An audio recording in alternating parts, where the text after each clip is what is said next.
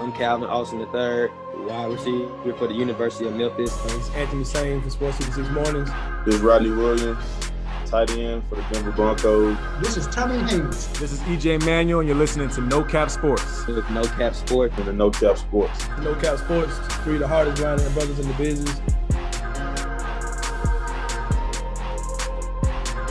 Welcome to another episode, Nocapsports, man. Y'all back locked in with us.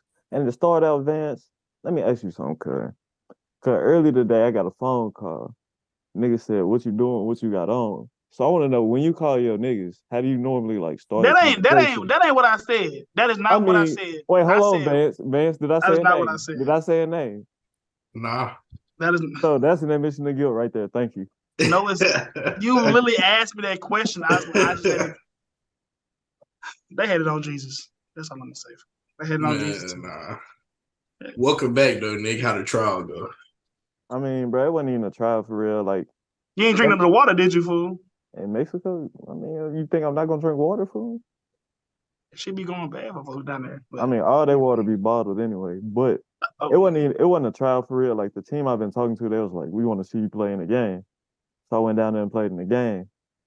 And I ain't gonna lie, them Mexican niggas mean, but they was like kicking some shit. Damn. It took a 6. Bro, they was scoring on them niggas every time, kicking some shit, cuz we ain't scored shit. Oh my gosh. You know how like when your team score the band be playing, bro, they had a mariachi band just playing the entire game. That nigga talking about some hasta la vista around there. Hold on, fool. You know how FSU band be playing. They had one of those short niggas doing push-ups every time y'all score, or they scored and shit. That shit nigga crazy. doing the salsa every time. Hold on, fool. So did you at least turn up though? Yeah, I mean, I got my highlights out the joint, but the overall product was bad. Running. How long was this? Like a jamboree? Okay, so basically it was like the all-star Mexican college team, if that makes sense, versus a group of random American niggas they brought down there to practice for 2 days and play a game. Bishop Gordon or Bishop God. I was about to say 2 days. What? I mean, we had 4 total practices in 2 days and played the game on Friday. Yeah, no, they were playing Mexican Tom Brady, bro. 4 practices in 2 days, and they was all in pads? Yeah. Oh, well, I mean, one or two of them was like a walkthrough, learning the shit. But I see why y'all got y'all ass DS high. It's American people. But you said like the whole country of Mexico all-star team? Like all their colleges, like the best players from each college in Mexico. So you was playing the PFF Mexican All-Stars? Yeah. Yes. Did you know anybody on the American team before you got there? It was just a couple dudes I knew from some tryouts and shit like that, but nobody I knew for real. Damn. And I ain't gonna lie, it was some sorry niggas on that roster. Yeah, them quarterbacks don't ever need to touch a field again, bro. No, it's not their fault, bro. It's not their fault. Because I swear to God, shit, it sound like it. Listen, bro. We went down there with 5 offensive linemen, and we had one dude that played both. First drive of the game, the starting, I don't know if he was playing center or guard, but he tore his Achilles first drive of the game. Oh, wow. Damn. So then how y'all fill out the line? They just brought the other buddy who was playing both and moved him to O-line, and oh, damn. It didn't matter. Quarterback was on his ass damn near. Yeah, that sound like some Bishop Sycamore shit. How did y'all even install a playbook in 2 days? I ain't gonna speak on it, bro.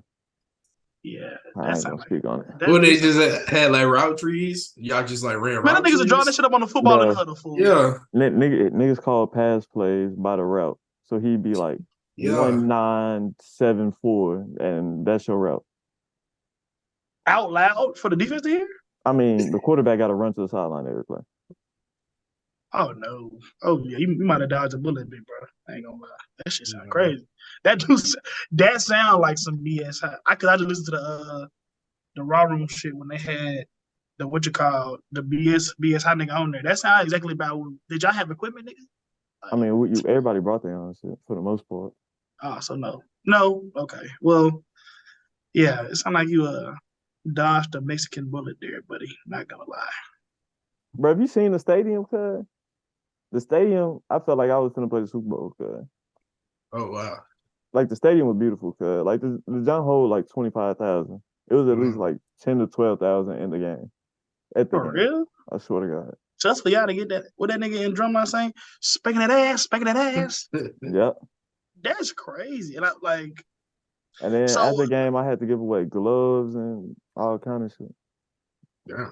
like, was they shit talking you like in Spanish food? Like, But yeah, oh my God, fool. puta, super. Bro, so like I'm a shit talker regardless. So I made my first catch. I get up, start talking shit. That nigga don't know a word you say. He didn't know shit I said. So you wanna know what he said back, fool? What? He said, fuck, fuck, fuck. I just said, for sure. I just said, for sure. Nah, bro. I'm sorry. Since we talking about beefing in sports, bro, that nigga John Morant, bro.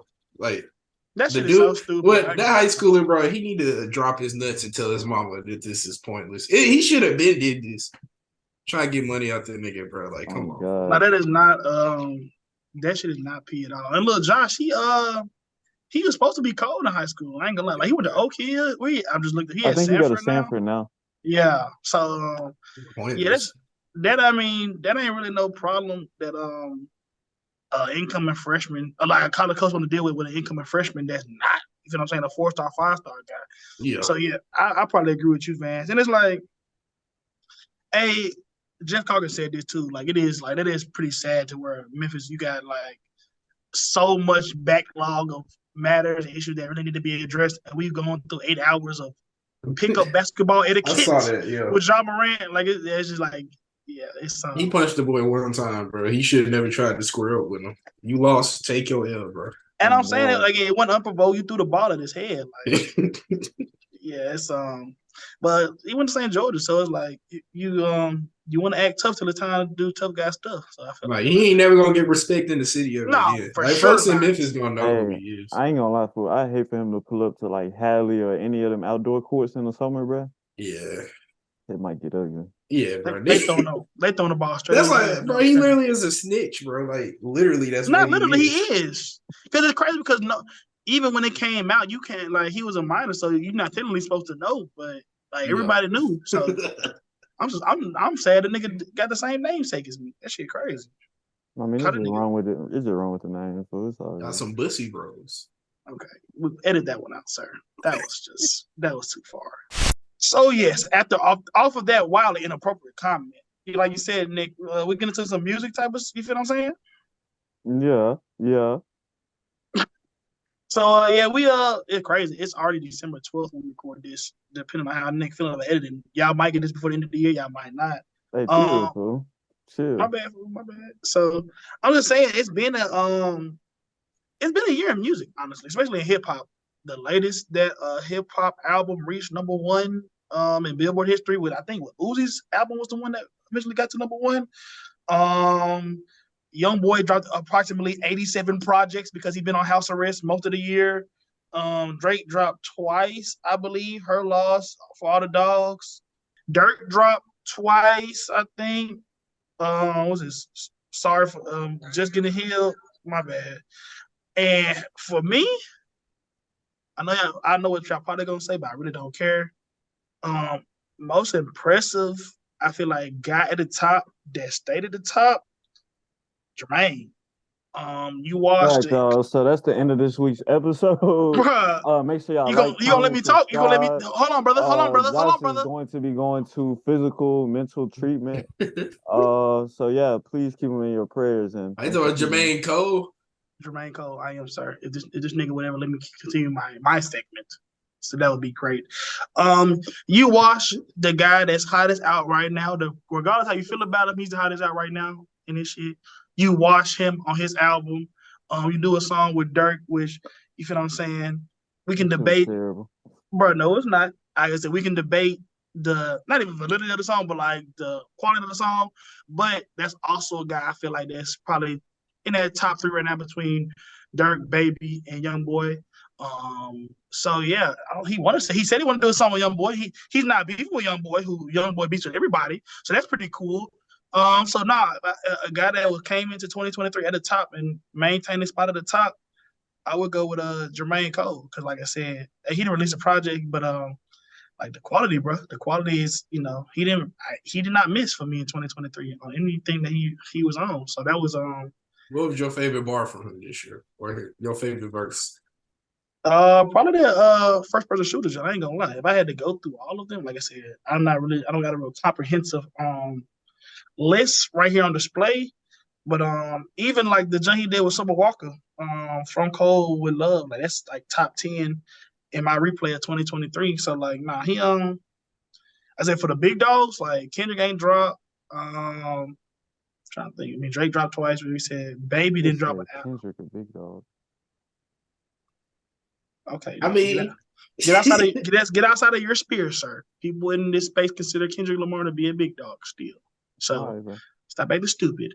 Like I said, he was the guy that really was able to come into the year with not a lot of momentum and kind of maintain it. So who are your top 3 songs? I really am curious. Not artists, just songs. okay, so hey, I go 2, 3, 4 because first of all, the one is actually my homie from PV. He had an R&B song, and I be supporting just black creativity in general. So he was my number 1. So 2 for me was Circle K. You be having sex with your nigga voice in the background, bro? I didn't say that. I can enjoy R&B without engaging in the chorus. You're just immature. That's all it is. You're just immature, sir. Shout out to homie Big Keenan, Stuck on You. You know what I'm saying? Number 1. Circle K for me, Big Wall Dog, just because it was off Apple Music for a while. So when it got back on, I was streaming it heavy. Mm-hmm. 2 Summer from Cole, like I said, that was 3 for me with Summer Walker and J. Cole. And then number 4, actually, crazy Big Wall Dog was in 2 of my top 5. Wake Up Early with him and Kivo Money. So yeah. And then 5 for me, Viral Moment with Dirk, and then 6, Palm Trees in Memphis by Gotti. All right, bro. I ain't gonna cap. For a nigga that said Cole and Kendrick at the top of the game, you got Big Walk Dog twice on your top 5. I just can't respect you. Bro. You got your top 3 pulled over? Yeah, I got mine right here, bro. All right, let's hear it. My top 5 songs are heavily influenced by albums because I be listening to albums like a lot, like the whole album. Yeah. So my number 1 song, Overseas Baller, by V's. You know what he said? Who shot me in my back? Nah, my outfit just Ricky, dog. Number 2, 60 Days, Larry June and the Alchemist. Number 3, Robert De Niro by V's. And number 4, number 5 from Warner, Payback and P Angels. That smoke detector just do something to me. Nah, that's bumping, bro. All right, who was y'all's newcomer of the year? And not like rookie of the year, but just like somebody that's been out, been popping, but you just start listening to him for real this year. I'm gonna have to say I can't just name one person. I'm gonna name a whole wave, and that's the whole Detroit wave. I've been on Babyface Ray, V's, them 2 specifically, real heavy. Kind of just really starting back into 2022, but really they carried that momentum over to 2023. And Face dropped like 2, 3 projects. V's finally dropped a project, so I've definitely been on them heavy all 2023. That makes sense. I'm gonna piggyback off that. Baby Tron was somebody I was like peripherally aware of going into 2022, but yeah, he's got a song in my top 10 right now. I'm still sleeping on it. That's the crazy thing. And Lil Tyler, he didn't really carry the momentum at the back end of 2023. But nah, he definitely had like a little run in the middle of the year where he was kind of going crazy. Yeah, I don't know if I want Jada Waiter or the Ruler, bro. You answer the question, bro? Me?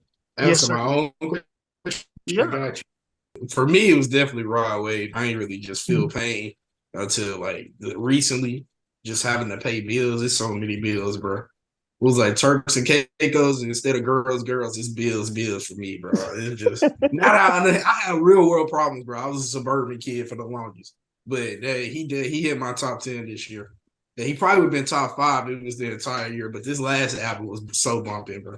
Hey, I ain't gonna lie, bro. I went to that man concert, bro, and real niggas here, bro. Like this don't leave this episode, cause like no mention of it anywhere else, cause I shed a couple tears in that concert, bro. He put that real pain in there, bro.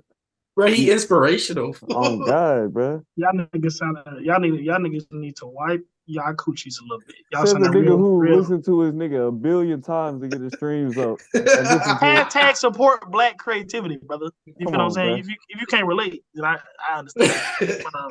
Listening to your own nigga R&B, got a nigga moaning in your ear, but I can't listen to pain, nigga. Wipe I can't your listen lips, to my bro. pain. Wipe your lips. Wipe your lips. That's All you right, got a bro. little do down there. That's crazy. All right, bro. Said Rod Wave had you crying. I threw the party of the century. That's what you was See, crying look, at. that's the wrong That Rod Wave, twin. that's You that's got to the one tap that had into you that. crying for. You got to tap into that 2019. 2019 is straight pain enough. No, I ain't mad. I'm not mad at a little ghetto gospel. I heard you. I feel. I mean, I could say, like you said, Vans. Maybe because I ain't out here paying the bills on my own. Yeah, at least not full time. But nah, I don't really be in the headspace where I need to hear a fat nigga telling me how much his life sucks. I'm just not gonna lie. Like that's not the part of my life that I'm at right now. Dear diary, no one feels pain as deeply as I do. No one suffers like I do. I am different. I am alone. So over the weekend, we saw the conclusion of the very first in-season tournament, and that resulted with the Lakers having a resounding victory over the Indiana Pacers in a game where Anthony Davis actually showed up. So I want to talk about the in-season tournament as a whole overall. What did y'all like? What did y'all dislike? Would they coming back next year? What would y'all like to see change? Just what were y'all overall thoughts about the way this year's in-season tournament played out? I think it was important that like whether or not we liked or disliked it. I think the biggest thing for debate was whether or not these guys like what the product and course gonna be like. How seriously were they gonna take it? And was that gonna manifest like a rotation, shorten minutes for different guys, different like playoff level, like defensive scheme, stuff like that. I think that, that kind of manifested out with flying colors, honestly. So I was really excited about that. Even in the final, like Darvin Ham, LeBron James, he's the coach, like throwing hard doubles at Tyrese Halliburton. The Pacers like establishing themselves as not just like a pure Cinderella team, a team that can be, seriously taken as like a playoff contender, a team is a threat to win around in the playoff alongside of like the Magic and some other young teams in the league, OKC. And yeah, I think that like Twitter went crazy because they said every time the Lakers have a chance to win a non-official championship, a Disney ring, they kind of come through. But it did like on a very macro scale, like it made a lot of people tune in to NBA basketball that wouldn't tune in before Christmas. So I think that was the league's plan, and I think, at least for me, it was kind of, a sneak peek of what it could look like after like the All-Star break. So I think that was really cool. Yeah, no, I love this tournament. It's probably one of the best creations the NBA has had in a while, if not ever. But just for the simple fact that the competitive basketball in November and December for basically the past month and a half has been amazing. I feel as if it can be better. There are some things that can be done to make it better, but with that being said, like for it to be the first season, you see players over here, instead of like, last 2 minutes, last minute, they trying to dribble out the ball. They get shots up. They hooping to the very last second. I love it. Some players and coaches were getting pissed, salty about it, but bro, just take the ass with it. Like it is what it is. Y'all know what y'all hooping for. It's 500K on the line. Why would you not try to get buckets? With that being said, I thought it was a great tournament. Nah, because like kind of like just hitting off what you just said, like I was thinking, 500K, they not finna hoop for real for this. This like half day, you know what I'm saying, regular contract. But this guy is really out there willing to die for that shit, bro. Like that whole Indiana team, their run to the in-season tournament championship. Think about who they knocked off. They knocked off Boston, knocked off Milwaukee. Like these are the big dogs in the East, and I'm not gonna say a small market, but a team who we wouldn't see as a normal championship contender fought their way through the entire in-season tournament, got to the big stage, performed, knocked off the two top dogs, and played the Lakers in the game which they ultimately lost. But it showed that, hey, some of these teams are for real and could make real noise come May, come April when the real thing gets going. So I really enjoyed the in-season tournament, and I really enjoyed the fact that they kind of brought a level of international basketball to the NBA because, like you said, I think that brings more eyes to the sport and it really gets people charged up for this season. Now as we go from the December to championship stretch. It gave us hella content. Hey, facts. So now kind of looking at this as at a more scaled down level, we know the Lakers won. So what does that mean in terms of the big picture NBA championship race? Does the in-season tournament have any weight in terms of that race, or is this just a Disney ring? No, come on, bro. I ain't gonna call it a Disney ring, bro. It ain't Disney money. It's $500,000 going in your pocket. Yeah. With that 225 being with said, California taxes, but I feel you. I mean, it's $225,000 going in your pocket. You know, that's a new car for LeBron James. He don't got to spend no extra money. For some of them players that was on the end of the bench that was going crazy on Christian Wood's Instagram, that's life changing money for them because they making fractions of that. Yeah. So with that being said, what it means in the long run, nothing. Honestly, literally none of these games counted towards anything. But the one thing it does like give the teams that made it to the final couple of games is like the experience, that much needed experience. Because much of the Lakers roster, they got guys that haven't even played in the playoffs before. You talking Max Christie, you talking to Cam Reddish, guys like that. They got this. That's almost like an NCAA tournament feel where that's going to how the playoffs are going to be, how those final couple of games started from the quarterfinals were. That's what it's going to feel like in the playoffs. So they're going to game one already with that intensity. I think it's going to bode well for them. But in terms of, seeding, how they're going to play the rest of the season, nothing. I mean, I'll disagree slightly. I mean, ultimately, I don't think it'll have any impact per se on like the championship race or anything like that. But this is like a clear line of demarcation of sorts of like, the level that these teams can play at, and kind of like, signifying point of like, we was here in November and December, like, what will it take us, I guess in the case of like LA or Indiana, like what will it take us to replicate this kind of ball, down the stretch. So, and I think it was, it put a bigger magnifying glass on some of the concepts, some of the things in the league that get ignored, like I said, before Christmas. They look at, the Bucks-Knicks matchup. I think that even with some of the struggles that they have defensively with Damian, Giannis, and just Adrian Griffin in general, I think that you still see the Knicks, like you're not going to win anything with Julius Randle as your second best player, regardless of how good Jalen Brunson is.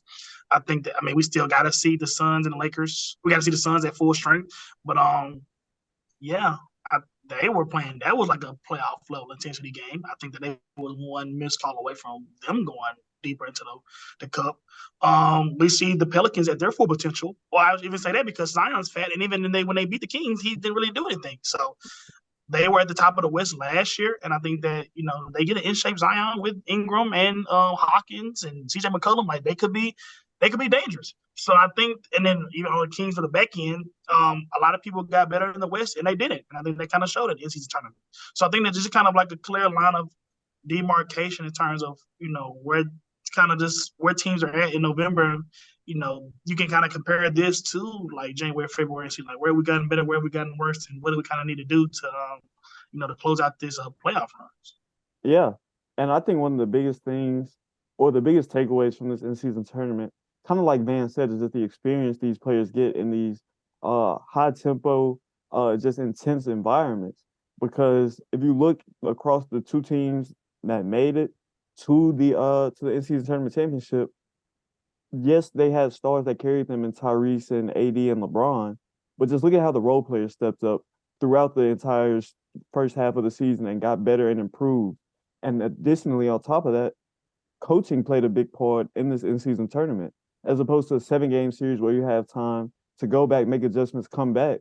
These coaches are making changes on the fly and doing things to win them games, which builds trust in that locker room down the road. So even though I don't think this in-season tournament says that the Lakers will be the NBA Finals champs this year, I think the Lakers gained a lot of valuable experience in what will be a very tight race in the West. So Vance, I gotta ask you though, as a resident Lakers fan, does this in-season tournament win give you more faith in the Lakers hanging up another banner? Oh, definitely. I love what I saw, honestly. I still think we probably need one more, just like a shooter, or really just a shooter. That might be Gabe Vincent. I don't think it is, but I do think we're one more shooter away. Just a guy that can spot up or PJ Tucker. He's unhappy with the Clippers. Somebody like that, where just gonna stand in the corner when it's your time to shoot. When LeBron or AD dishes it out to that corner, are you gonna hit? I think we need one more of those. But other than that, even if we don't get it, the only team that I just think could really mess with them is the Nuggets. I could name a few more teams, but I'll let you have it. I'll let you enjoy your. Quite a few more. Name them. Well, y'all I 6 in the definitely West, think- so it's like by definition 5 teams that's better than you. Nah, that don't matter, bro. I definitely think Phoenix could put their paws on y'all. Nope. Yes. Brad did. Bill is washed. So whatever you think you about to He get from ain't him, play. he's a shell of himself. Okay, cool. I think a healthy Grizzlies team with Ja Morant back. I wouldn't say that. I would. Yeah, healthy next year, not this year. Oh, that's fair. I ain't gonna lie. I don't know why I'm blanking on teams. I'm fucking blanking. Well, Is that because there are no teams? No, there are. There definitely are. Minnesota's the best defensive team in the league right now. Ed Edwards is looking like a top 5 guy. They got. It seems like the Gobert Town stuff they kind of figured out. I think they would definitely give y'all a run for y'all money. OKC, you got a guy like Chet. I mean, we seen AD bully. Now, Turner, I think, is a lot more physical than Chet Holmgren, but I can see them, putting belt to ass for y'all. Denver is the champs until y'all beat them. So, believe that we saw that last year, so we can't rule out that. I'm gonna throw the Clippers in there too. Oh my God, bro. Yeah. No. Also not going to do that as well. They're figuring it out, bro. I'm gonna die on this hill, bro. The Clippers are going to be one of the better teams in the West. Oh my God! I mean, well, proceed to death. But even a team like I don't know, bro, like a Houston, like I don't know if like beat y'all in the 7-game series. Stop, bro. Now you just talking. You literally are just talking, rambling out your ass. But I think in the 7-game series right now, Minnesota beats y'all, OKC beats y'all, Denver beats y'all. No, a full strength Phoenix beats y'all. Maybe Minnesota, and then Denver. Maybe Minnesota. OKC right now, because y'all don't have nobody. Well, I shouldn't say that because okay, but I ain't gonna lie, y'all. If Cam Reddish gets hurt, y'all have nobody to guard Shea. The Lakers are the best defensive team in the league, bro. Well, no, that's true. That's untrue. That's the Magic. So first of all, the Magic are cold. They're not. I'm kind of afraid of the Magic, but that's a whole. But you said the West. I think there's a couple teams that will really get y'all out of here in the East. No. Maybe Boston, like 2. Milwaukee, Indiana. Milwaukee's not beating the Lakers in a 7-game series. Not at Boston. Yes. No, inconsistencies, man. I mean, but you talking about a 7-game series? They ain't got to be consistent. They gotta be consistent. No, they would not beat us in 5. They'll probably go 6 or 7. You know what's crazy, bro? Talking about consistency, and he got the most inconsistent player in the league. What? No, bro, stop saying that. No, that's a fact. He's not the most inconsistent. Actually, you're right, bro. He's a top 5 MVP candidate. What are y'all talking about? He's the second most inconsistent. Damian Lillard took the number 1 spot, but still, he up there.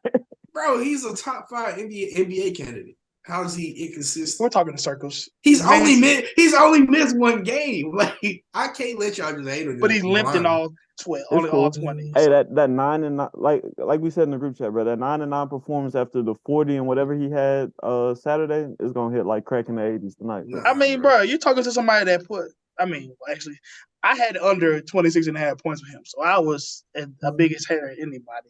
But like. You're gonna look me in the eye and tell me you expect Anthony Davis to play like this the rest of the season. Like you really believe it?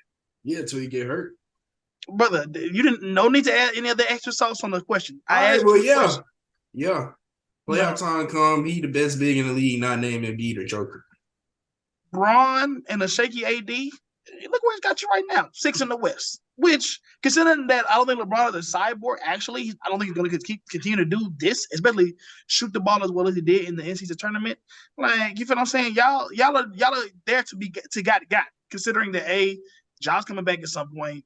I don't think Golden State is going to be this bad the entire year. So, like, it's. I mean, and even with LA, the Clippers, which I don't know if they're going to be actual contenders, but you still got, Kawhi and PG will look like 2 of the 10 best players in the league on any given night. So, y'all, if it's say this invincibility cloak that you got right now with Braun popping champagne in the locker room, like it'll fade soon. So I'm here as your friend to let you know this, like, take a step back. Injury is the only thing that can stop us. No other team. Hey,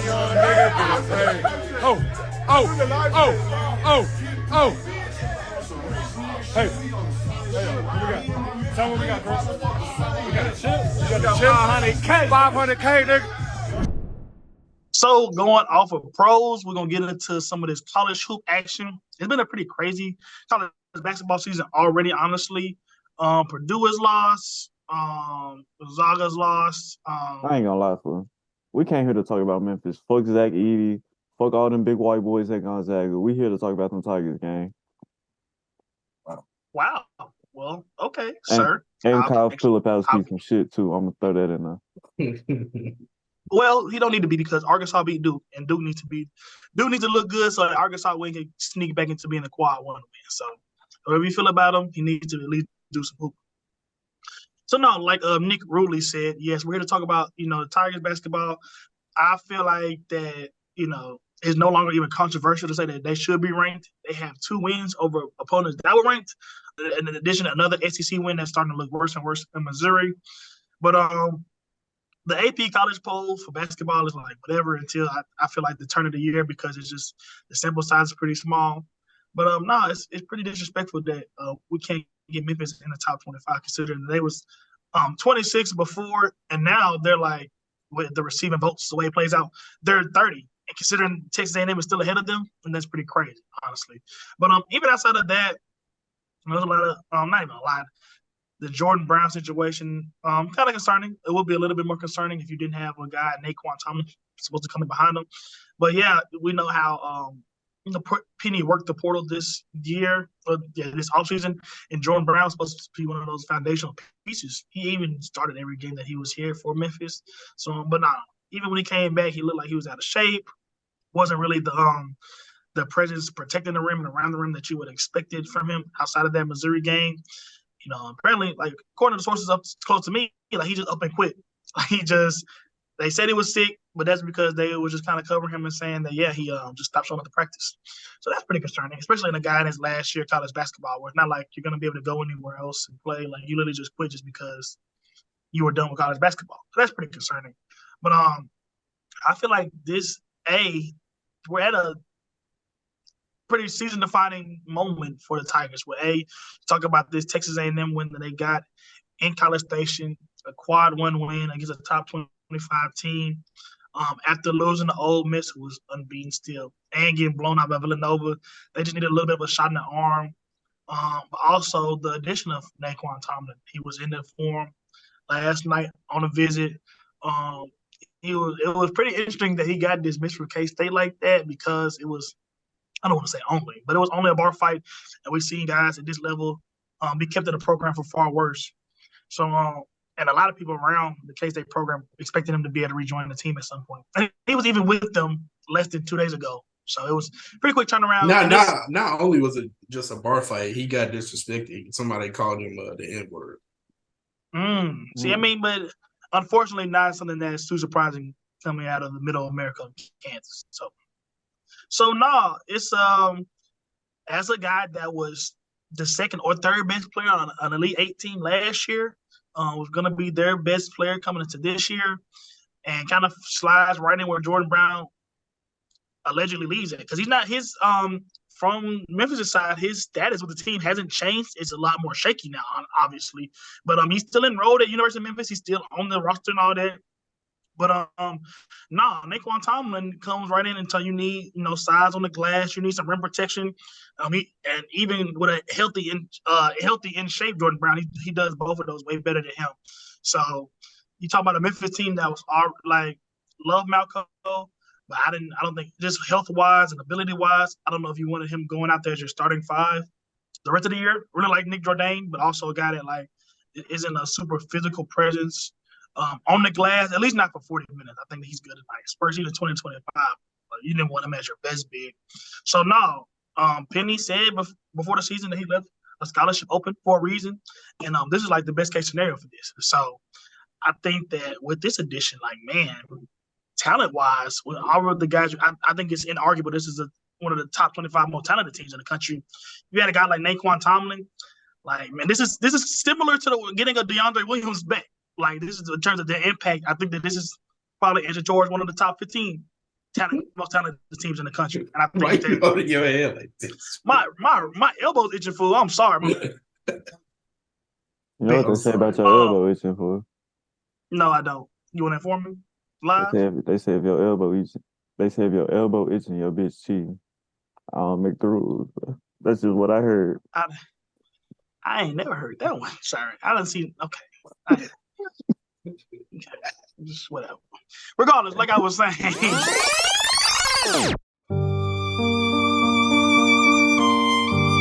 But anyways, like I was saying, this is a best case scenario for having an open scholarship for Penny and any type of midseason addition that you was gonna get. So after this ranked home game stretch with Clemson and Virginia, they pretty much should be favored in every game outside of the FAU game.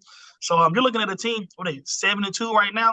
You're looking at a team that could be a 25-26 win team going into March. So, and they have the guys to where it's not an FAU situation to even A, they went to the Final Four last year, but B, they would have gotten a really tough non-conference schedule, a lot of games, a lot of experience this season, and then just over their personal experience coming from being a lot of fifth-year guys.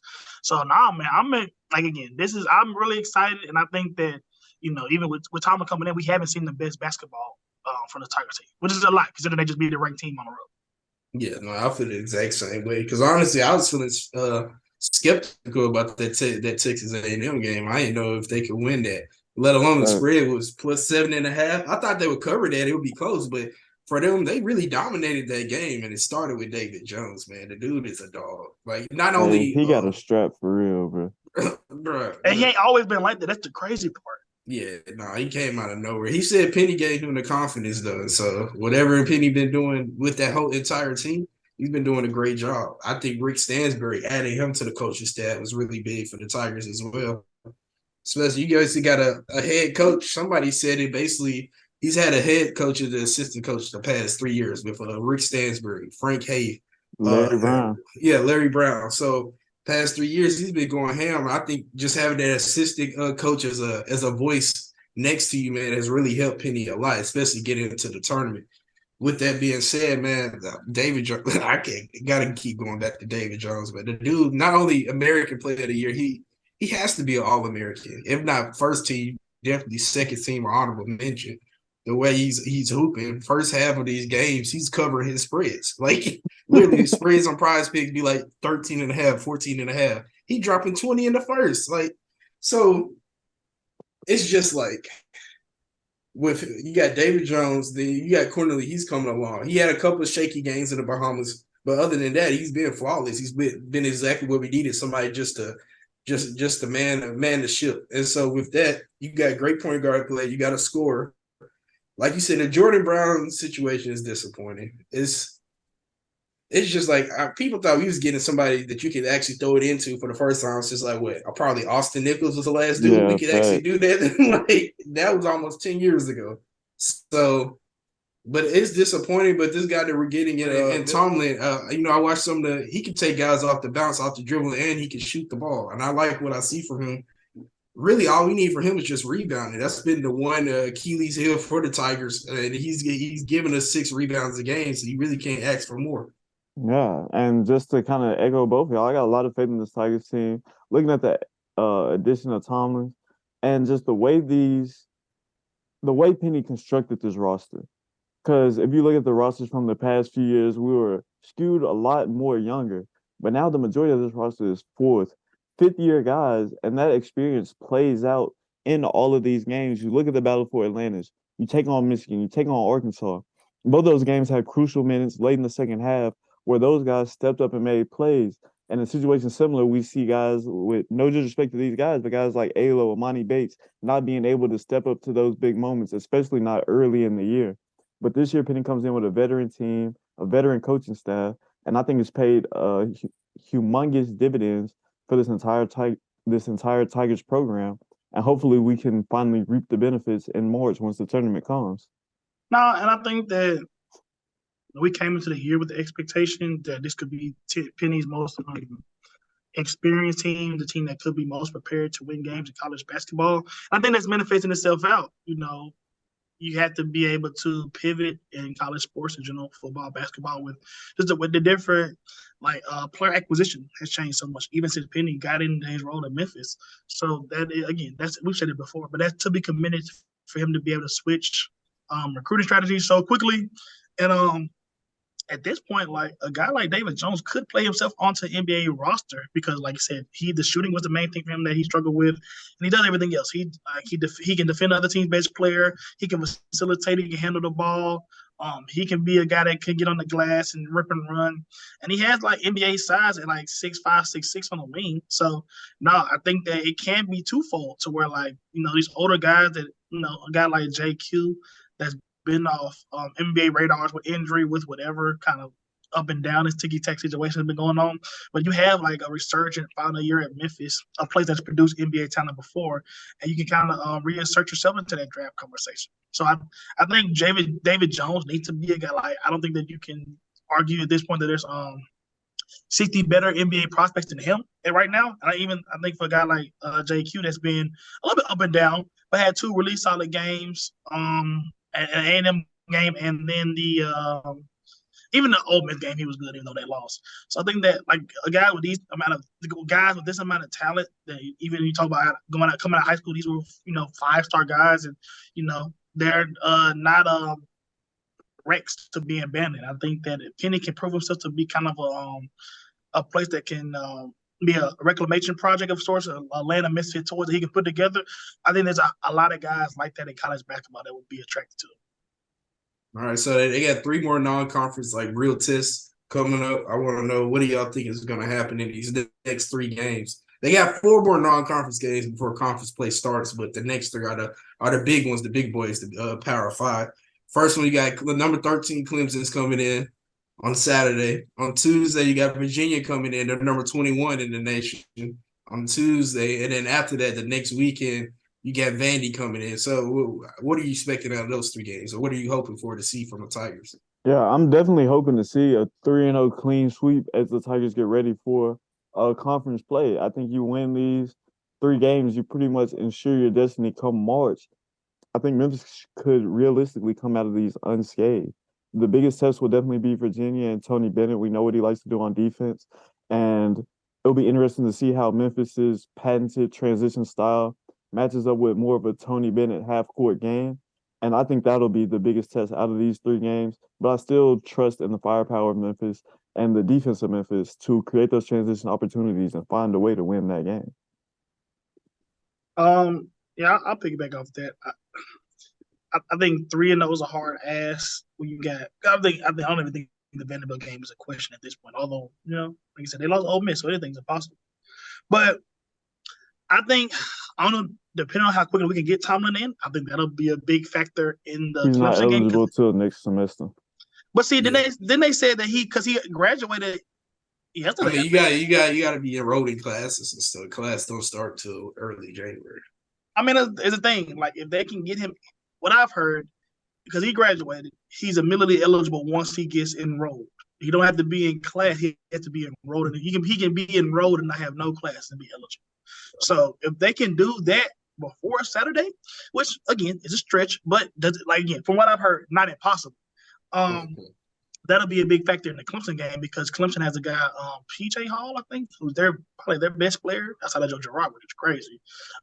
20 point per game, big man, and kind of he would be a problem for Memphis as currently constructed with the lack of size that they have. So I think that would be the biggest test. I'll take that back.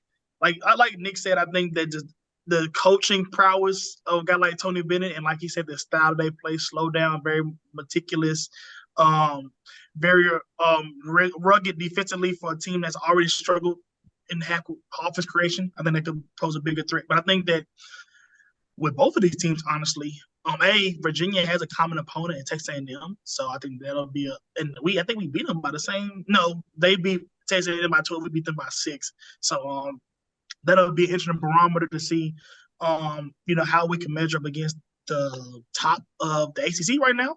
But I think that, man, I don't want to be too biased. But I think that we can out-athlete both of these teams.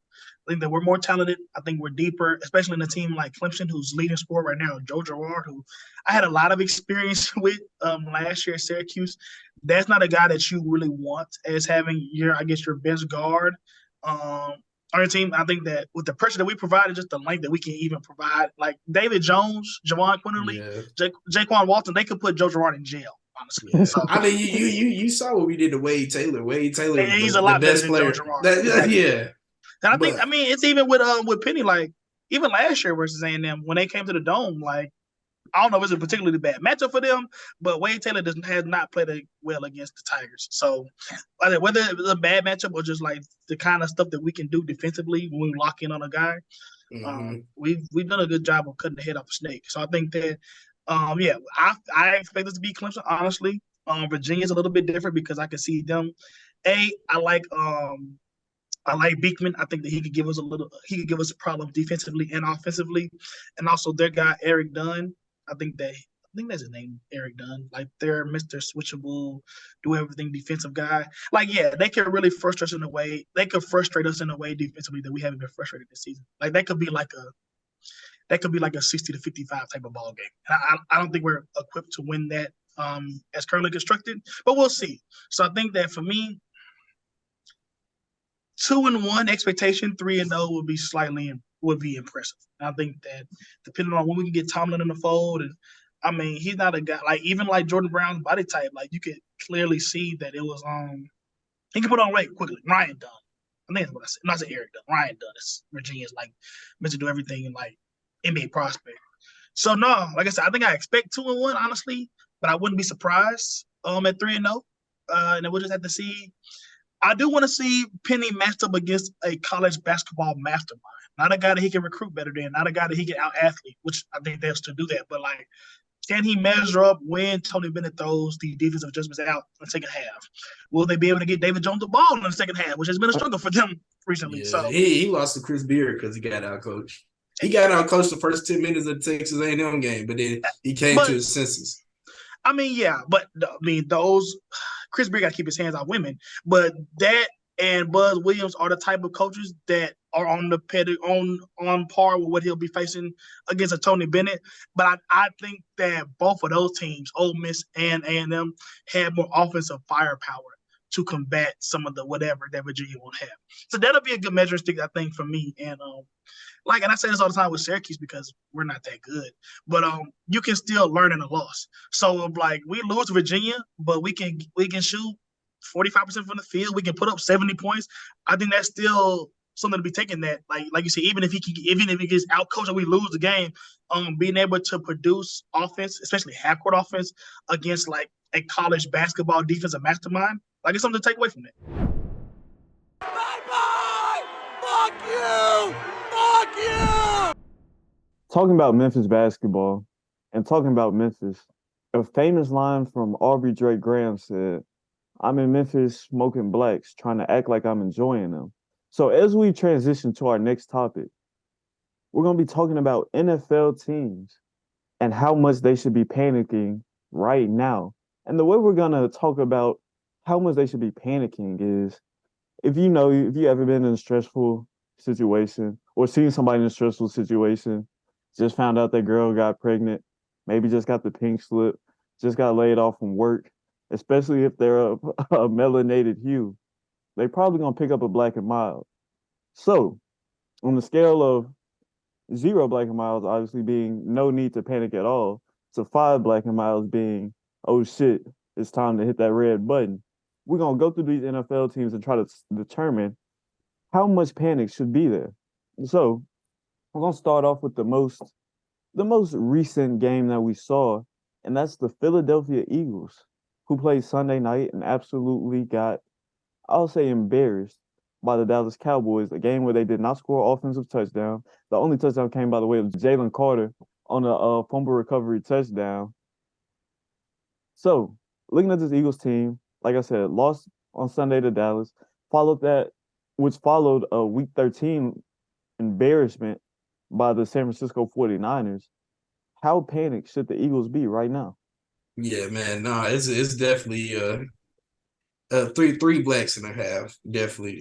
For the Eagles, 3-5 in blacks though. Yeah, bro. No, 3 blacks today. He smoked the half one and save it for later because he know he gonna be upset later. So 3.5. So for the Eagles, I think it's not necessarily. It is Super Bowl win or bust, but at least get to the Super Bowl just because you got there last year. So that's definitely where you want to get to. I'm not even sure they'll get to the NFC Championship game at this rate. I feel as if offensively they're not being outplayed. They're being outcoached. Offensively, whoever's calling the plays, I don't think it's Sirianni, but it's like Brian Johnson is the OC. Yeah, but Brian, run the fucking ball. Like honestly, it's not rocket science. You got the O lineman for it. Yeah, you got the offense. If you run the ball, that's going to set up your receivers to get them one-on-ones. And can't nobody stop Devontae. Can't nobody stop AJ. So I see your hand is raised, bro. So I'm going to go ahead and let you. No, I'm going to throw it right back to you. But I feel like I said this earlier in the year, and I'll just let you see how you think about this. I think I agree with a bad play calling, but does it go back to the thing to where do you trust DeAndre Swift to be a 20 to 25 carry a game guy? He doesn't have to be. It's not even about DeAndre Swift. The number of times Jalen Hurts has had quarterback design runs has drastically decreased from last year. This offense just isn't as committed to running the ball as they were last year, regardless of who's in that backfield. They have multiple backs yet again. Looking at DeAndre Swift, Boston Scott, they brought in they still got Kendall Gainwell. Yeah, it was supposed to be the one, and they brought in Rashad Penny from Seattle, and we saw how explosive he was in Seattle. So they have a stable of backs, but the commitment to run the ball is not there like it was last year. But I'll let you continue. Yeah, man. No, you just gotta run the ball. Now the defense has fell off like drastically compared to last year. And one thing people were crying about the Cowboys haven't really played comp. The Eagles are playing the same schedule as the Cowboys, and now they're both 10-3. With that being said, the Eagles, who have they beat? They beat Seattle.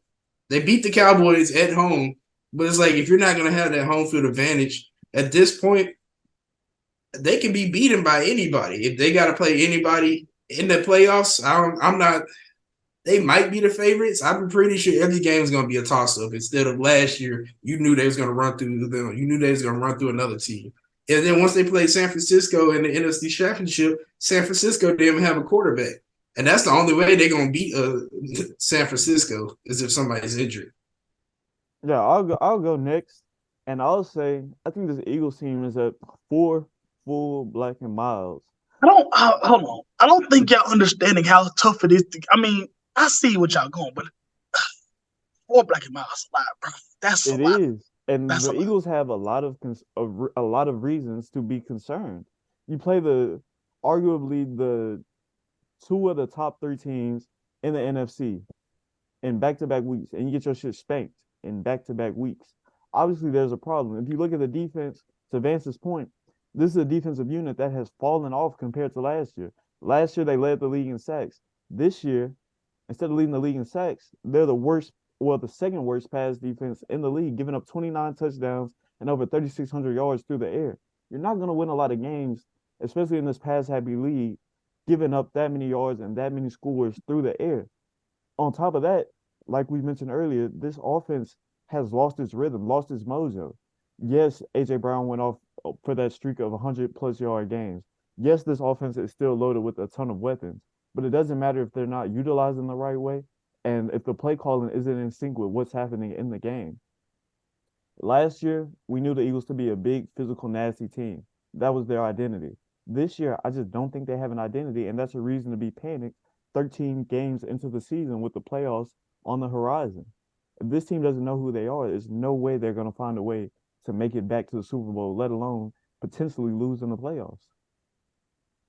I agree with what y'all saying for real. I don't think y'all really take into account how hard it is to get through a whole black mile. I will lay because I'm not as concerned as y'all, but also it's hard to get through a black mile.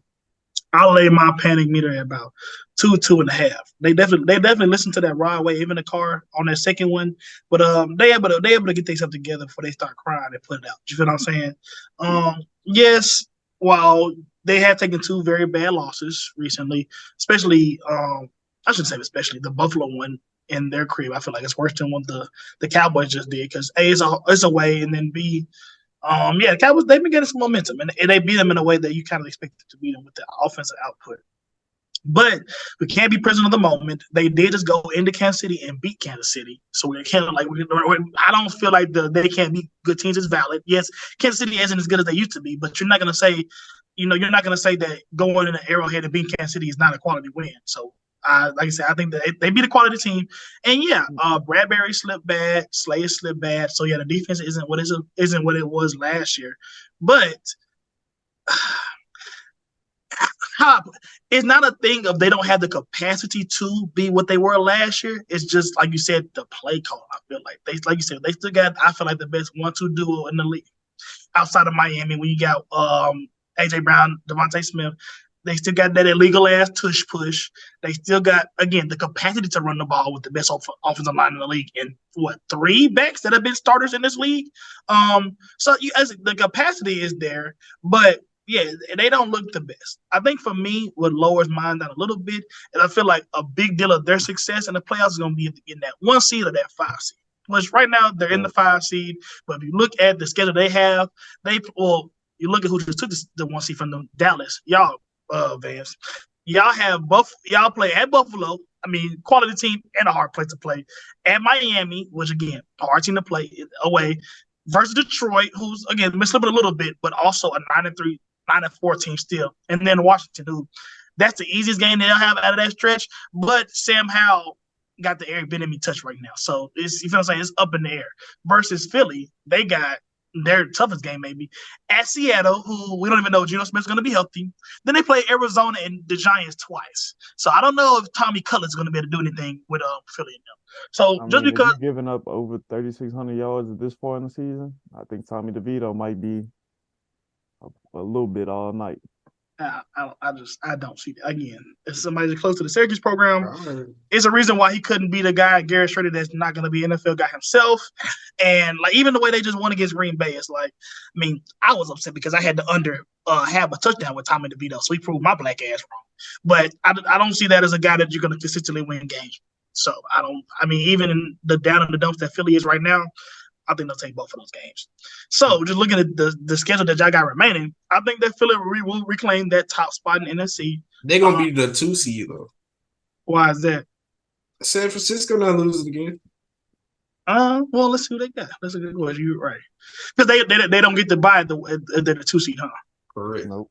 They got to play Baltimore. They got to play – It's going to be a good game. That's a good game. Right. That was a randomly good game with Baltimore and LA, so it kind of got me questioning because San Francisco got to play LA too, so that got me questioning. LA is not bad, like at all. They just went through the injury bug early in the year. Matthew Stafford missed some time, Cooper Kupp missed some time, Kyron Williams missed some time. So you got they might lose one of those, either Baltimore or LA. So another thing, just because I think Philly's schedule is so easy to close it out, and then the rest of the NFC has tougher schedules than them, I think that, we all know winning. No game in the NFL is a gimme unless you playing like. Sometimes when it's a gimme. I just said that. I mean, easier. Like that's true, but I would expect Philly to, and they closed out 4-0. I think they have a better chance of closing out 4-0 than any other team in the NFC. That's my point. Okay, I give you that. So I think that, when winning breeds confidence and, while it does also cover up mistakes, I think that the stuff with them not being able to produce offense in the first half will be correct. I don't think Sirianni is a bad coach. And I think that, again, with that confidence being bred from winning, some of these things, not say take care of themselves, but you'll be able to correct some of these things with the defense in winning games. You feel what I'm saying? I don't expect a lot of these games to be competitive, so maybe you can develop some better coverages, better defensive schemes, produce a better pass rush. I don't even like the way they use Hassan Reddick this year for real. So I think that they'll be able to, like I said, get some wind back in their sails. And if you're talking about a team that'll be 13-3 going into off a 4-game win streak going to the playoffs, I still think that's one of the more dangerous teams in the league. And then again, well, everything that KC's got going on right now, notwithstanding, you got to beat the champs to beat the champs, and they have beat the champs thus far. So, like I said, I'm slightly below y'all in the panic meter with 2.5 blacks. And no more. And we're gonna stay in the NFC. I'm gonna go to a team we kind of hit on a little bit in the Detroit Lions, who are currently 9-4, coming off a loss against the Chicago Bears, where Justin Fields looked immaculate. And also, they just struggled recently. They're 1-3 in their last three, and 1-2 in their last three. And the offense has sputtered. Jared Goff has kind of come back to the norm, and the defense has really struggled. Even in their one win versus New Orleans, they jumped out to a 21-0 first quarter lead. Ended up winning that game 33-28. So looking at this Lions team, what's the panic meter? How many blacks they smoking? 3.5. That's a lot. 3.5. We got a 5. 3. I'll go 3. Because yes, we expected this Detroit team to be good going into the year, but I don't think anybody saw this. You would have been hard pressed to get me to predict 13, 14 wins out of this team going into the year. So again, this is their first year being good for real. So with that, you got to expect some up and down this just play. And then like it's different playing with a target on your back, being a big dog versus being like up and comer nipping at people's heels. So not that it was totally unexpected. Those are some bad losses. You talk about especially the Chicago loss. They might have just saved Matt Eberflus's job, so that's kind of cool. But even the Green Bay loss, like Jordan Love has looked like a top half quarterback these past 3 weeks, so that's not super unexplainable. But yeah, like it's they play a very physical brand of style of football, and that can lead to like inconsistency and like inability to stay healthy for a long stretch. So I believe in Dan Campbell more than I ever thought I would. Honestly, looks like a white boy Brewski that downs beers, but he really has been able to rally these guys and give this team a lot more confidence than I would expect it, even with the high expectations they had going into the season. So again, just talking about schedule, like gaining confidence going into the playoffs. They got a Denver team that's one game behind KC in the AFC West, but I still don't think they're that really good, even though they beat Houston.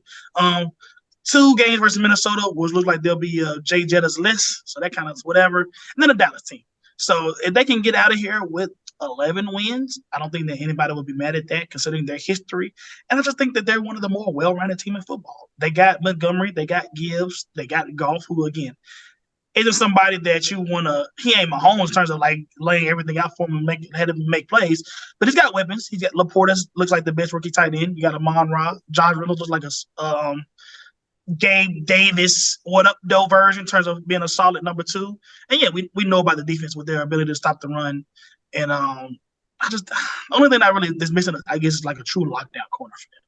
But no, I feel like this is one of the more well-rounded teams in football. And like you just like man just said, it's hard to win NFL games. Like we shouldn't exactly just throw the entire thing up with a couple of losses. So what I say 3 originally, I think I'll drop it down to 2.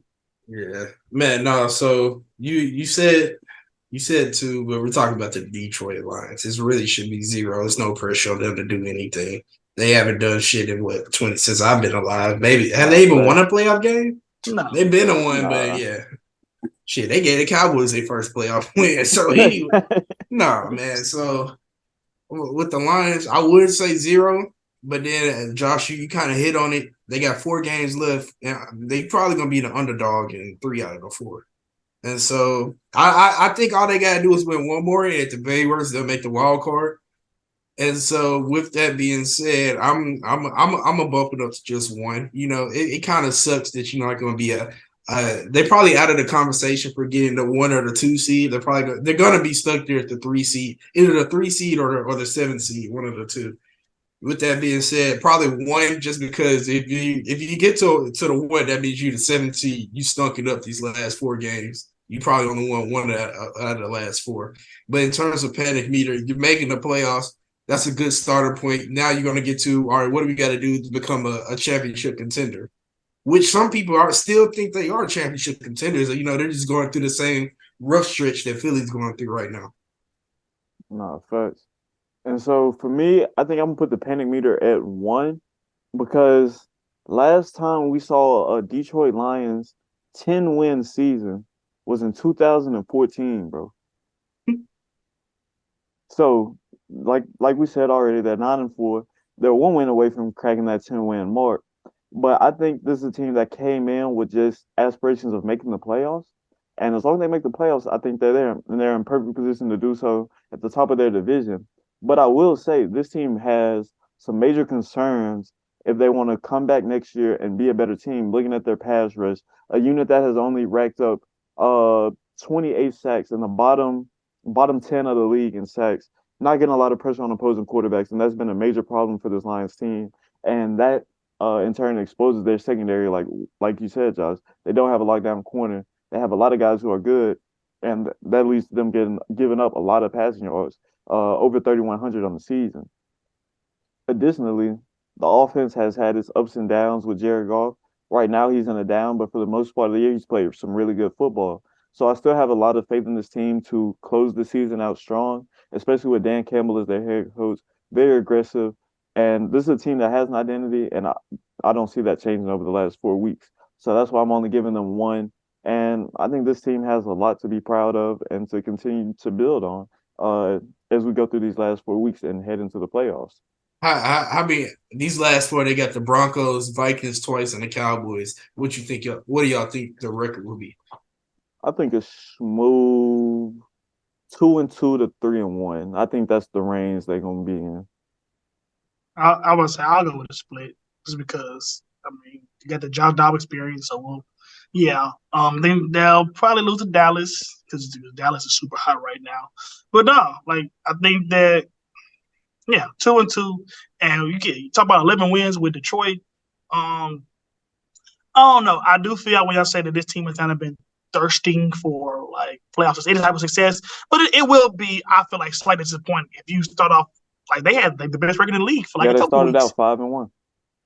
But even I feel like a couple weeks ago they was like 9-2, and again one of the best records in the league.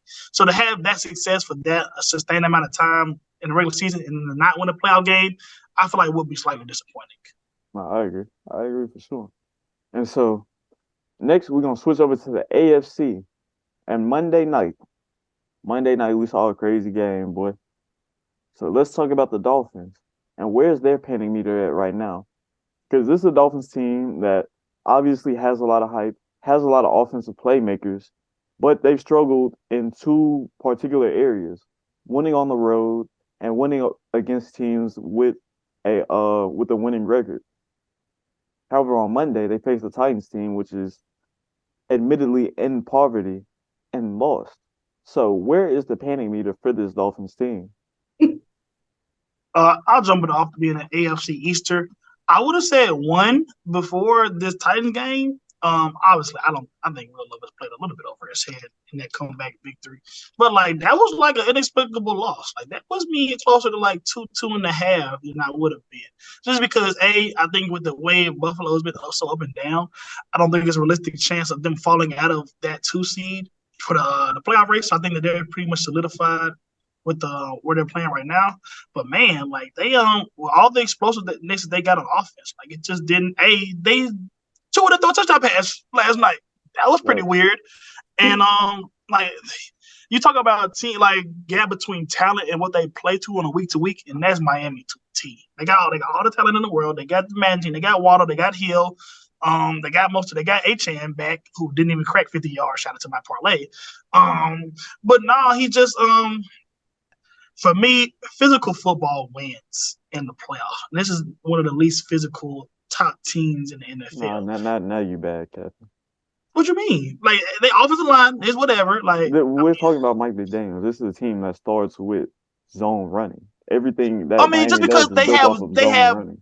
Physical team principles coming from Sam doesn't mean that they have the guys to carry it out. I think if you're talking about the teams at the top, they have one of the more shakier offensive lines, even with Teron Armstead being injured most of this year. That offensive line has been a struggle in Miami for a couple of years now. They said 2 was just one helmet hitting the back of the ground to him being his effectiveness dropping off. I'm just man, I can just see. I don't know. That was a really bad loss. That was a really bad loss against a Titans team that didn't have a lot of juice. You're playing a rookie quarterback, and it's not like they're creating a lot of chunk. Levis D kind of went crazy, but normally they're not creating a lot of chunk plays, and your defense should have been in a reasonable position to limit them on. If not that first touchdown drive, the second one. So I think they look. they bumped me up from a 1 to a 2 on them. Like I said, I don't think they're in danger of losing their playoff positioning, or at least in the AFC East being a top 4 seed. But that was like, man, that's a really bad loss, and something that, for me, opens the door or prison of like, okay, what kind of stuff are y'all set up to in the playoffs? With the Titans loss, I just feel as if they're one of those fake teams in terms of their record isn't really just indicative of what they are, who they are. They've lost a whole bunch of one-score games. And yesterday, after the punt return month, I thought that would have been the third game this year we lost on special teams, which is what you got that. So 2 games, let's just say the Titans win those 2 games where they don't mess up the special teams, they're already right back in the playoff race. They would be 6-7, only a game out of the wild card. Instead of, they would be 6-6 actually. So they might actually be in the wild card. You win those 2 games. So with the Titans, they play a brand of football that's actually makes the Dolphins allergic to that brand, and that's just like hard smash mouth football. They lost to to beat the Dolphins, you got to be more physical. I think Nick hit it on the head right there. You got to be more physical, and you just don't throw at Jalen Ramsey, and you actually will have a shot. So with that being said, they lost to the Bills. The Bills are one of the more physical teams in the league.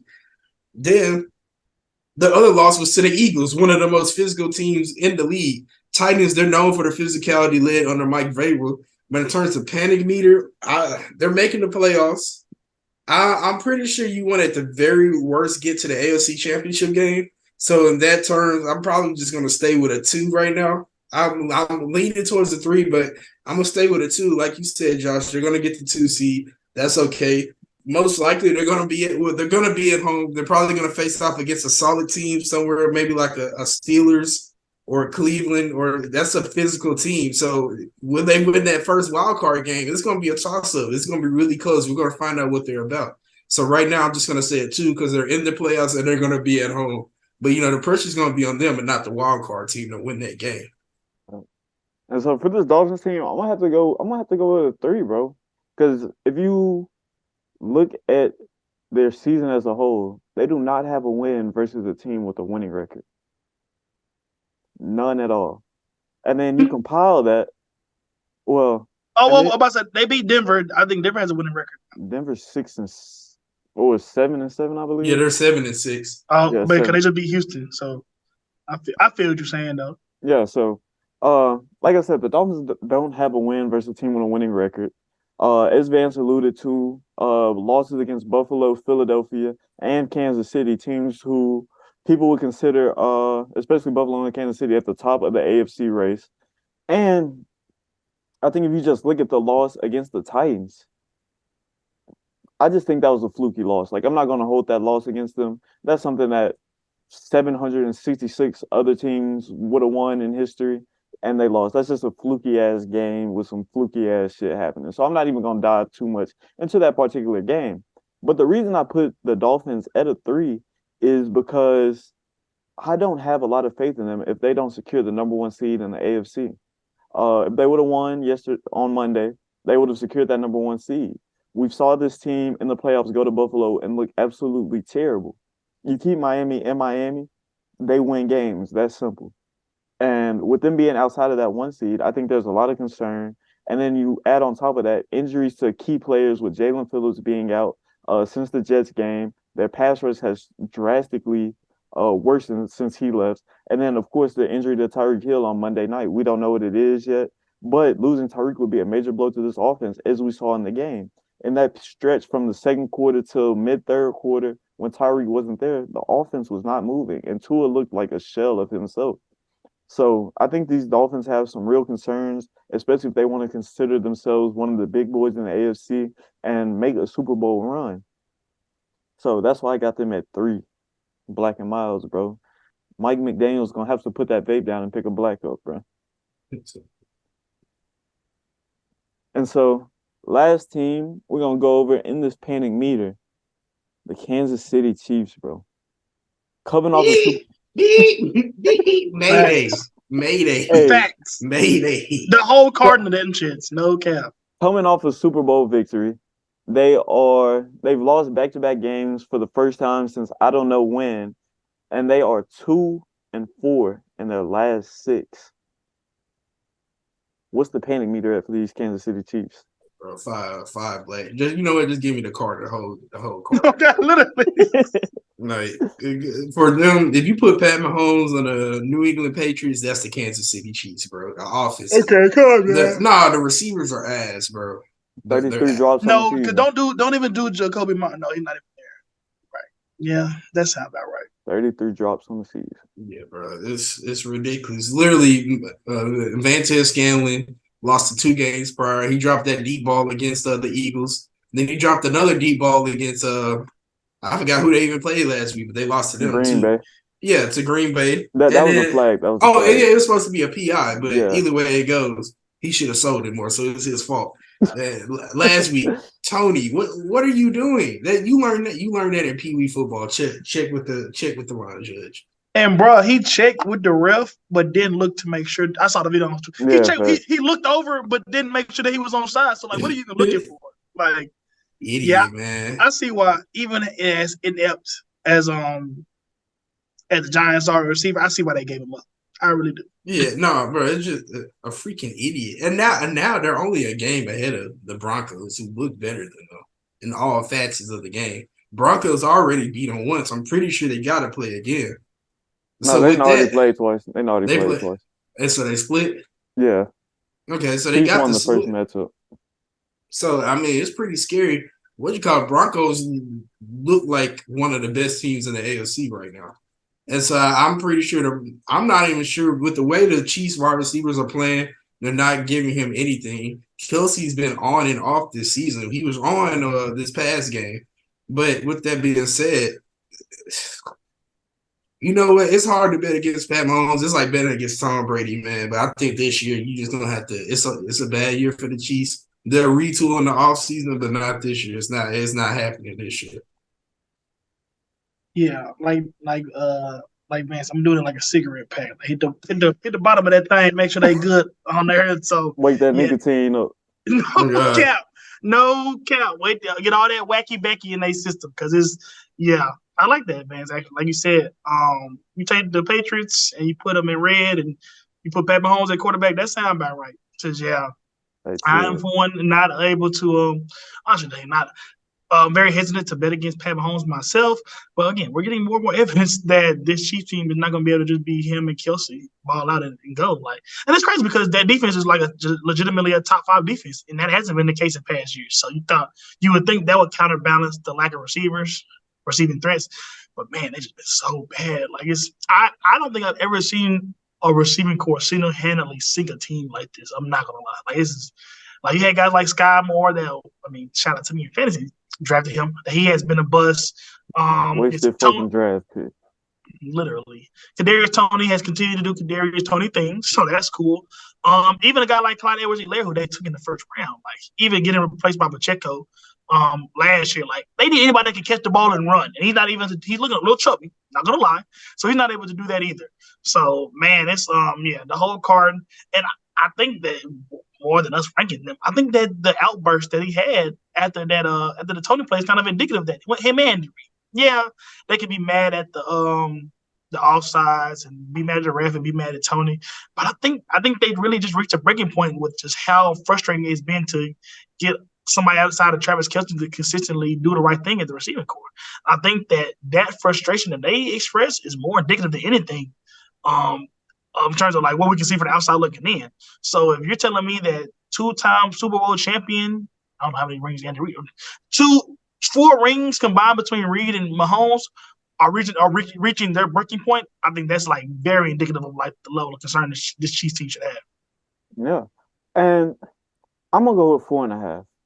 I'm gonna go with 4.5 because is there a lot of reason to be concerned in Kansas City? Yes, but the reason I say 4.5 is. You get to that last black in the pack, you smoking it, and then you get that call that kind of just be like, you know what, maybe everything will be okay. And I think the Chiefs still have a chance to turn it around and make everything okay, even though they should be on high alert right now. And the reason I say they have a chance to turn everything around is even though this team hasn't been performing the way that we're used to on offense, this defense has stepped up in a major way. You look at the scores of the games they've lost, giving up 20, 27, 21 points. Those are normally games that Kansas City would win because the offense would produce and score more than 20 points. The offense, I believe, will find a way to kind of hit its stride and get going. And the big reason I say that is the production of Rashee Rice. We've seen him step up week after week after week after week. And I think his continued growth will do wonders for this team. Obviously, the rest of that room, terrible. Needs some help. But with Rice coming on, you missed Pacheco last week, bringing him back into the fold. This Chiefs team is still good. They were in all of the games that they lost. They were a play or two away from winning those games. So should they be panicked because of the drops, because of the inconsistent receiver play, and because of some questionable calls? Yes. But are they that far off from being a Kansas City team that dominated the year to start off and started the year 1-6, 1-7? I don't think they're that far away from being that same team. So that's why I say 4.5. Are they concerned in the present moment? Yes. But do I think things will return to balance and this team will get back to being the team that they were? Yes. Just imagine they would have went ahead and paid D-Hop. Facts. Ooh. But then D-Hop on Twitter talking about some they ain't make the offers, which I think is cap. I really think that's cap. Because a lot of people was excited about Tennessee going into the season. So I really think that's cap. Wildest fucking call I've ever seen, man. Offensive offsides in that moment, man.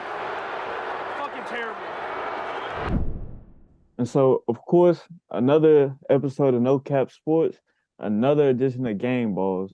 And this week, I got to give my game ball to Mr. Trubisky, man. Thank you for allowing the Patriots to get a win over them sorry-ass Steelers. Yes, I'm talking about the Steelers in Pittsburgh. Ed Ben, Ed Jalen, Ed Zay, all of y'all team some shit. And I really just want to give this game ball to Mr. Trubisky just to be thankful. Because, you know, there are days I wake up and I'm like, damn, Mac Jones and Bailey Zappi are starting their quarterback for my NFL team. But seeing Mr. Trubisky on that field, it made me feel grateful for Mac Jones and Bailey Zappi. So, thank you, Mr. Trubisky. And also thank you, AB, for starting the free Mason Rudolph chat. Yeah, man, I'm going to go with Master P's son, Bercy Millet, make him say, nah. You dropped 68 points in a high school basketball game. Yes, you heard it, 6-8.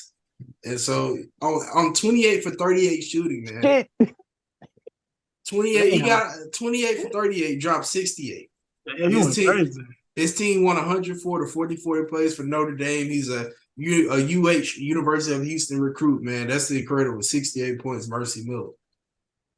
I hope it turns out better than his other son that went to Louisville and they shit and he dies at TSU. But shout out Lil P, I guess. I don't know. I think I'm gonna split mine. I'm gonna split my game ball in half. I'm gonna give it to two key getting them chicks all-stars right now.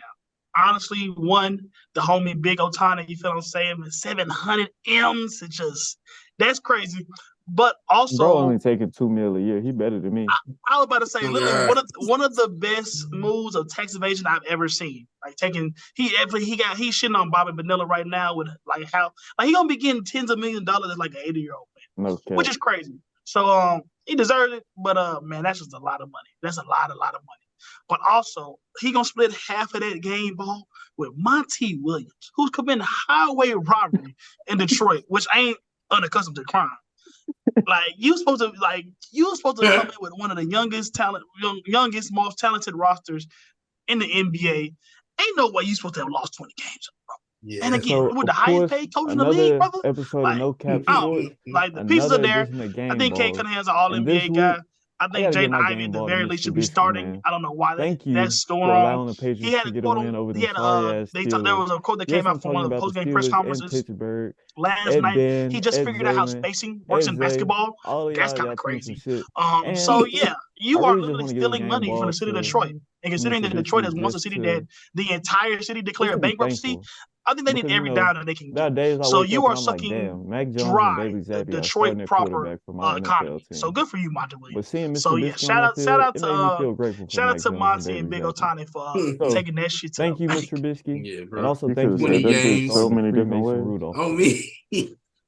Yeah, But man, it's I'm cool, gonna though. go We with still 20 got games that. is insane, bro. In a row, really make him say, Like, bro, who nah. head coach Dropped throws? 68 Like, points. I think we in a could high have school won one. basketball game. And then Yes, with you Jaden were Ivey not 6'8". starting, bro, like if you're gonna suck And ass, so suck on ass with the 28 guys for that you 38 drafted shooting, to man. be better with, bro. Oh You know what I'm God, saying? We know what 28, he he got. got 28 for 38, dropped it's nasty 68. work that Cade Yeah, he went Cunningham, the only 30. player His averaging team won over 11 104 to points, bro. 44 But plays for Notre Bro, Dame. it's niggas don't pay us to hold UH, a University clipboard. of Michigan You recruit, can't man. even That's tank for incredible. nobody 68 this year, points bro. It's versus like you're Europe. taking for a role player. Oh It's God. trash. I hope it That's turns a out better than fact. his other So, son. and And the way with the it's so moves that they crazy, shit even he how got Houston to ended up last TSU, year, like they're gonna they take get like nah. fourth Shout out, pick. shout So, like, out. it's gonna, Or look, like, they're not even taking. Like they're just gonna be bad and get I like don't the know. I fourth think pick. I'm gonna split And mine. do it all I'm over gonna split again. my game off in half. I'm gonna Man, give it. I'm gonna give it to dog, two. that is, And I he getting them like, chicks. I was wrong about right now.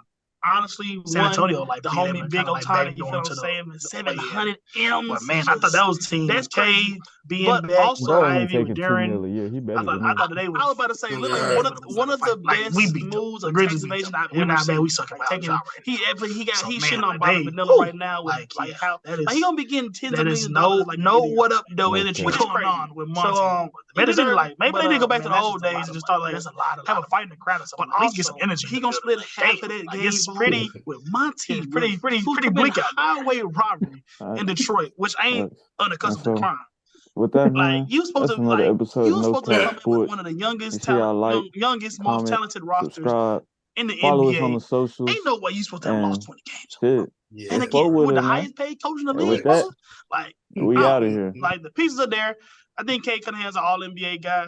I think Jaden Ivey at the very least should be starting. I don't know why that's going wrong.